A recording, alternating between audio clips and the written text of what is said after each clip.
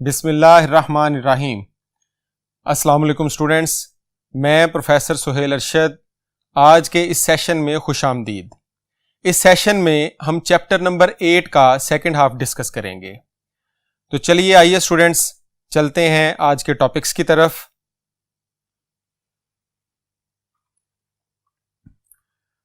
Students, आज इस lecture में जो टॉपिक्स हम कवर करेंगे वो है कंप्यूटर प्रोग्रामिंग और उसकी टाइप्स, प्रोग्रामिंग लैंग्वेज, उसकी types, features of high level language, basic structure of C program और कॉमन प्रोग्रामिंग एरर्स। तो चलिए आइए पहले टॉपिक की तरफ चलते हैं।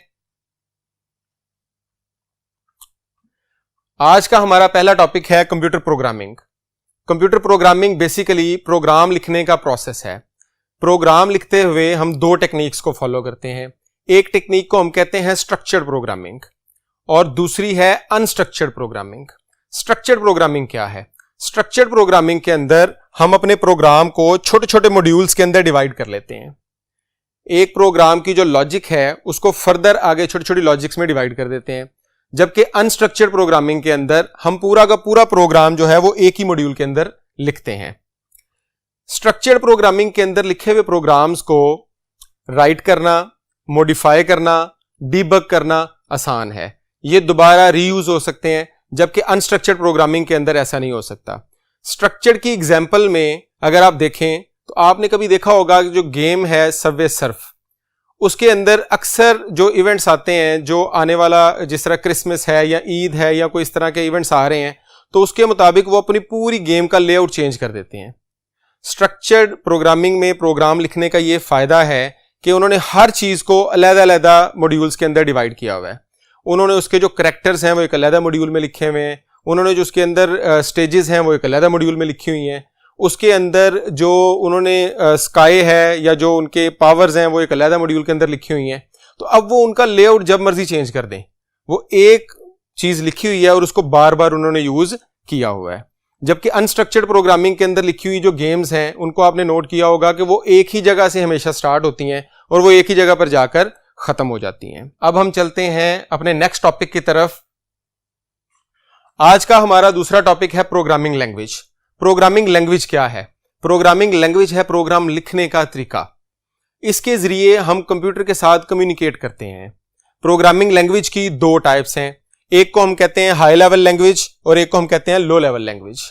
The language that is so close to human language, ऐसी लैंग्वेज जो इंसानों के करीब तरीन है, उसको हम कहते हैं ये हाई लेवल लैंग्वेज है। और जो लैंग्वेज मशीन के करीब तरीन है उसको हम कहते हैं ये लो लेवल लैंग्वेज है। हाई लेवल लैंग्वेज में लिखे हुए जो प्रोग्राम्स होते हैं वो इंसानों के लिए समझना आसान है। हाई लेवल लैंग्वेज में लिखे हुए कोड को हम सोर्स कोड कहते हैं और लो लेवल लैंग्वेज में लिखे हुए कोड को मशीन कोड कहते हैं। हाई लेवल लैंग्वेज में लिखा हुआ कोड इंसानों के लिए समझना आसान है क्योंकि वो इंग्लिश लाइक वर्ड्स में लिखा होता है, जबकि लो लेवल लैंग्वेज में लिखा हुआ कोड कंपैरेटिवली मुश्किल है। लो लेवल लैंग्वेज की दो फर्दर टाइप्स हैं, एक को हम कहते हैं असेंबली लैंग्वेज और एक को हम कहते हैं मशीन लैंग्वेज। असेंबली लैंग्वेज जो है ये सिंबॉलिक्स की लैंग्वेज है। जो मशीन लैंग्वेज है ये कंप्यूटर की नेटिव लैंग्वेज है। इनका डिफरेंस बाद में देखते हैं। दूसरी तरफ हमारे पास हाई लेवल लैंग्वेज है, उसकी जो टाइप्स हैं उसमें सी प्लस प्लस जो कि सिस्टम और एप्लीकेशन प्रोग्राम्स लिखने के लिए यूज की जाती है, जावा जिसके नेटवर्किंग के फीचर्स बहुत जबरदस्त है, पावरफुल नेटवर्किंग फीचर्स हैं इसके अंदर। इसी तरह से कोबोल है, पास्कल है, ये सारी हाई लेवल लैंग्वेज की टाइप्स हैं। जब हम बात करते हैं हाई लेवल लैंग्वेज की, तो हाई लेवल लैंग्वेज के कुछ फीचर्स हमारे पास हैं। हाई लेवल लैंग्वेज में लिखा हुआ प्रोग्राम जो है वो मशीन इंडिपेंडेंट होता है। इसके अंदर मशीन इंडिपेंडेंस पाई जाती है। मशीन इंडिपेंडेंस का क्या मतलब है? मशीन इंडिपेंडेंस का मतलब है कि इसमें एक प्रोग्राम जो किसी एक मशीन पर लिखा जाता है, फॉर एग्जांपल इंटेल पर लिखा है, वो प्रोग्राम आप किसी भी दूसरी मशीन पर, AMD पर या किसी सेलेरॉन पर आप चला सकते हैं। दूसरा इसका जो पावरफुल फीचर है कि इसके अंदर लिखे हुए प्रोग्राम को मॉडिफाई करना, इस लैंग्वेज को सीखना, इसको डीबग करना आसान होता है क्योंकि ये इंग्लिश लाइक वर्ड्स हैं और वो हमारे लिए कंपैरेटिवली सीखना आसान है। तीसरा इसका पावरफुल फीचर है जी कि आपको हार्डवेयर की डीप नॉलेज की जरूरत नहीं है। क्यों नहीं है? क्योंकि आपने तो इंग्लिश लाइक वर्ड्स में प्रोग्राम्स लिखने हैं, जबकि लो लेवल लैंग्वेज में काम करते हुए आपको हार्डवेयर की डीप नॉलेज होनी चाहिए, तभी आप उसके ड्राइवर्स और वो सारी चीजें लिख सकेंगे। चलिए आइए मूव करते हैं असेंबली और मशीन के डिफरेंस की तरफ। असेंबली लैंग्वेज जो है ये एक सिंबॉलिक लैंग्वेज है। इसके अंदर हम निमोनिक्स की फॉर्म में लिखते हैं। इसमें जो आपके मशीन लैंग्वेज के वंस और जीरोस हैं वो रिप्लेस कर दिए जाते हैं इंग्लिश लाइक वर्ड्स के साथ। उन इंग्लिश लाइक वर्ड्स को हम कहते हैं निमोनिक्स, जिनको इंसानों के लिए समझना कंपैरेटिवली मशीन लैंग्वेज से थोड़ा सा आसान है। फिर इस लैंग्वेज के लिए असेंबलर की जरूरत होती है। असेंबलर क्या है? असेंबलर वो ट्रांसलेटर है जो असेंबली लैंग्वेज को मशीन लैंग्वेज में कन्वर्ट करता है। मशीन लैंग्वेज जो है वो कंप्यूटर की नेटिव लैंग्वेज है। इसके अंदर कोड हम वंस और जीरोस की फॉर्म में लिखते हैं। इसके अंदर लिखे हुए कोड को हम मशीन कोड कहते हैं। ये लैंग्वेज मशीन डिपेंडेंट होती है। मशीन डिपेंडेंसी का क्या मतलब है? इसका मतलब है कि अगर आप किसी एक मशीन पर एक कोड लिख रहे हैं तो वो दूसरी मशीन पर, जिस तरह इंटेल पर आपने कोड लिखा, तो वो कोड को आप AMD या सेलरॉन या किसी दूसरी मशीन पर चला नहीं सकते। फिर ये इंसानों के लिए सीखना थोड़ा सा मुश्किल है, इसीलिए हम हाई लेवल लैंग्वेज इस्तेमाल करते हैं और उसके अंदर हम ट्रांसलेटर्स यूज करते हैं जो हमारे हाई लेवल लैंग्वेज में लिखे हुए कोड को, यानी कि सोर्स कोड को आगे से मशीन कोड में कन्वर्ट कर देता है। इसके लिए किसी भी ट्रांसलेटर की जरूरत नहीं होती। इसमें कोड लिखना मुश्किल है, इसमें लिखा हुआ कोड डीबग करना मुश्किल है, उसमें चेंजेस करना, क्योंकि आप कितने के वंस और जीरोस याद रखेंगे। चलिए आइए चलते हैं अपने नेक्स्ट टॉपिक की तरफ। स्टूडेंट्स, नेक्स्ट हमारा टॉपिक है basic structure of a C program. C program का बेसिक स्ट्रक्चर क्या है? सी प्रोग्राम के बेसिकली दो हिस्से होते हैं। एक को हम कहते हैं प्री प्रोसेसर डायरेक्टिव्स और दूसरे को हम कहते हैं main function. Pre processor directives जो हैं ये ऐसी कमांड्स हैं जो कंपाइलर को दी जाती हैं कंपाइलेशन से पहले, और मेन फंक्शन जो है ये प्रोग्राम का एक्चुअल हिस्सा होता है। मेन फंक्शन का सिंटैक्स कुछ इस तरह से है कि इसमें हम लिखते हैं वाइड मेन वाइड। ये वाइड क्या है? वाइड होती है रिटर्न टाइप, कि ये फंक्शन हमें रिटर्न क्या करेगा। तो चूंकि मेन फंक्शन से हमने कुछ भी रिटर्न नहीं करवाना होता, इसलिए हम इससे पहले वाइड लगा देते हैं। इसी तरह से ये ब्रैकेट के अंदर पैरामीटर्स लिखे जा सकते हैं। उसके बाद मेन फंक्शन स्टार्ट होता है डेलीमीटर से और डेलीमीटर पर ये एंड होता है। जो स्टेटमेंट्स इसके अंदर लिखी जाती हैं उनको हम कहते हैं सी स्टेटमेंट्स। आइए जरा प्री प्रोसेसर डायरेक्टिव्स को डिटेल से देखते हैं। प्री प्रोसेसर डायरेक्टिव्स जो है वो ऐसी कमांड्स हैं जो कंपाइलर को दी जाती हैं कंपाइलेशन से पहले। वो प्रोग्राम को कंपाइल करने से पहले इन कमांड्स को चलाता है। ये कमांड्स जो हैं ये हैश साइन से स्टार्ट की जाती हैं। प्री प्रोसेसर डायरेक्टिव्स जो हैं ये प्रोसेस की जाती हैं एक प्रोग्राम के जरिए, जिसको हम कहते हैं प्री प्रोसेसर। इसकी दो टाइप्स होती हैं, एक को हम कहते हैं डिफाइन और एक को हम कहते हैं इंक्लूड। जो डिफाइन डायरेक्टिव है ये क्या करती है? ये कॉन्स्टेंट्स को डिफाइन करती है प्रोग्राम के अंदर।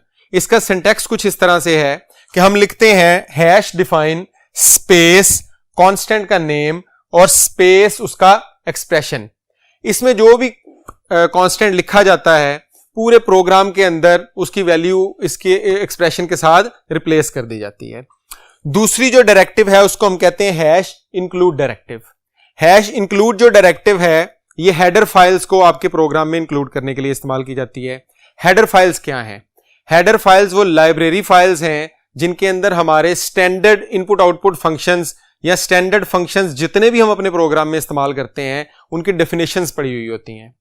इंक्लूड हेडर फाइल का सिंटैक्स कुछ इस तरह से है कि इसके अंदर हम लिखते हैं हैश इंक्लूड एंगल ब्रैकेट्स के अंदर stdio.h, या फिर हम एंगल ब्रैकेट्स की जगह डबल कोट्स भी इस्तेमाल कर सकते हैं। चलिए अब हम प्रोग्राम के दूसरे हिस्से की तरफ चलते हैं जो कि है main function. Students, main function जो है ये प्रोग्राम का मेन पार्ट होता है। आपके प्रोग्राम की जो एग्जीक्यूशन एक्चुअली वो इस मेन फंक्शन से स्टार्ट होती है। इस मेन फंक्शन की जो बॉडी है वो डेलीमीटर्स के अंदर लिखी जाती है। वो डेलीमीटर से स्टार्ट होती है और डेलीमीटर पर ही एंड होती है।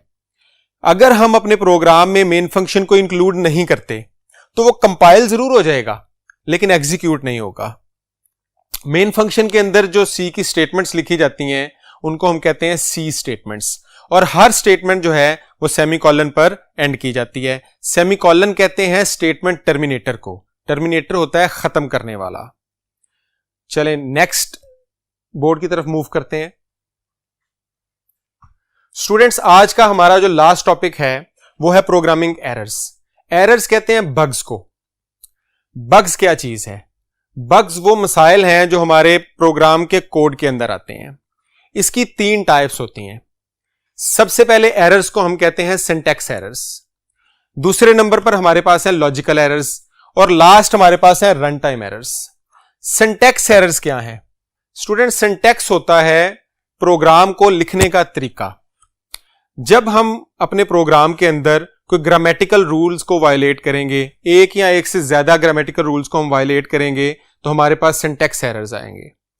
इसकी एग्जांपल कुछ इस तरह से है कि अगर हम प्रिंट एफ की जगह प्रिंट लिख दें, या मेन की जगह मियां लिख दें, या वाइड की जगह VIOD लिख दें, तो ये हमारे सिंटैक्स एरर्स कहलाएंगे। जो दूसरे एरर्स हमारे पास हैं उनको हम कहते हैं लॉजिकल एरर्स। लॉजिकल एरर्स ऐसे एरर्स होते हैं जो प्रोग्राम की पुअर लॉजिक की वजह से आते हैं। पुअर लॉजिक से मुराद है कि हमने को फॉर्मूला गलत लिख दिया, किसी जगह पर प्लस लिखना था वहां पर मल्टीप्लाई लिख दिया। अब कंप्यूटर को तो नहीं पता कि आपने वहां पर प्लस लिखना था, कंप्यूटर तो उसको चला देगा। तो इन एरर्स को तलाश करना सबसे ज्यादा मुश्किल होता है। तीसरे हमारे पास एरर्स हैं run time errors. Run time errors क्या हैं? रन टाइम एरर्स किसी भी इलीगल ऑपरेशन की वजह से आते हैं, और ये ड्यूरिंग द प्रोग्राम एग्जीक्यूशन आते हैं। जब भी रन टाइम एरर आएगा, आपके प्रोग्राम की एग्जीक्यूशन वहां पर स्टॉप हो जाएगी। रन टाइम एरर की बहुत सारी एग्जांपल्स हैं, जिसके अंदर से एक एग्जांपल है कि आप किसी भी नंबर को अगर 0 पर डिवाइड करते हैं, तो सबको पता है कि किसी नंबर को 0 पर डिवाइड करने से इंफिनिटी आता है, तो ये एक इलीगल ऑपरेशन है। तो जब भी आप किसी नंबर को 0 पर डिवाइड करेंगे तो वहां पर हमें रन टाइम एरर आएगा। एक और कॉन्सेप्ट जो इसके अंदर बताना जरूरी है वो है डिबगिंग। डिबगिंग एक ऐसा प्रोसेस है जिसमें हम बग्स को तलाश करके रिमूव करते हैं। स्टूडेंट्स, अपनी स्क्रीन पर देखें, आपके सामने पहला MCQ नजर आ रहा है, types of programming language. Programming language की कितनी टाइप्स हैं? हमें पता है कि प्रोग्रामिंग लैंग्वेज की 2 टाइप्स हैं, हाई लेवल और लो लेवल। तो यहां पर इसका करेक्ट आंसर होगा बीटा। दूसरा MCQ आपकी स्क्रीन पर आ रहा है, which of the following language contains the string of 1s and 0s। कौन सी प्रोग्रामिंग लैंग्वेज के अंदर इंस्ट्रक्शंस 1 और 0 के फॉर्मेट में लिखी जाती हैं? इसका आंसर हमें पता है कि मशीन लैंग्वेज के अंदर जो है वो 1s और 0s के स्ट्रिंग्स यूज होते हैं। हाई लेवल लैंग्वेज के अंदर हम इंग्लिश लाइक इंस्ट्रक्शंस लिखते हैं, और असेंबली लैंग्वेज के अंदर हम निमोनिक्स की फॉर्म में लिखते हैं। थर्ड MCQ आपकी स्क्रीन पर नजर आ रहा है कि इनमें से कौन सी लैंग्वेज के स्ट्रॉन्ग नेटवर्किंग फीचर्स हैं? तो स्टूडेंट्स, हमें पता है कि जावा जो है उसके सबसे ज्यादा स्ट्रॉन्ग नेटवर्किंग के फीचर्स हैं। नेक्स्ट MCQ स्टूडेंट्स आपकी स्क्रीन पर आ रहा है, अ pre processor directives begins with which symbol. हमें पता है कि प्री प्रोसेसर डायरेक्टिव जो है वो हैश सिंबल से स्टार्ट की जाती हैं, hash include, hash define. Next MCQ, the name of header file is written between. Header file जो है उसका नाम किन चीजों के अंदर लिखा जाता है? तो हमें पता है कि हेडर फाइल का नाम जो है वो या तो एंगल ब्रैकेट्स में लिखा जाता है या डबल कोट्स के अंदर लिखा जाता है। तो यहां पर आपके पास करेक्ट ऑप्शन होगी सी। नेक्स्ट MCQ स्टूडेंट्स आपकी स्क्रीन पर नजर आ रहा है, debugging is a process of. इसमें पूछा जा रहा है कि डिबगिंग क्या है। डिबगिंग की डेफिनेशन हमें पता है कि debugging is a process of identifying and removing the errors. Debugging एक ऐसा प्रोसेस है जिसमें हम एरर्स को आइडेंटिफाई करके रिमूव करते हैं। तो स्टूडेंट्स, इधर आज का हमारा लेक्चर खत्म होता है। इंशाल्लाह नेक्स्ट लेक्चर में मुलाकात होगी। अल्लाह हाफिज।